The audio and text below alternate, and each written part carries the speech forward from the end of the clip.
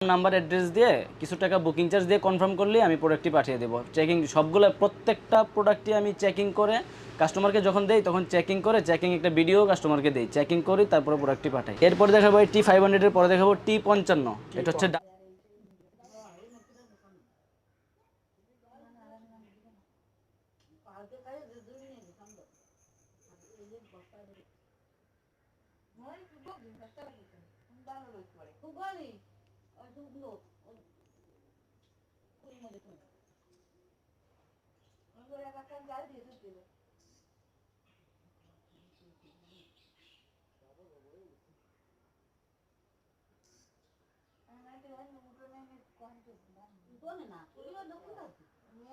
আমার উত্তর দিতে টাইম দক্ষিণ বস্তা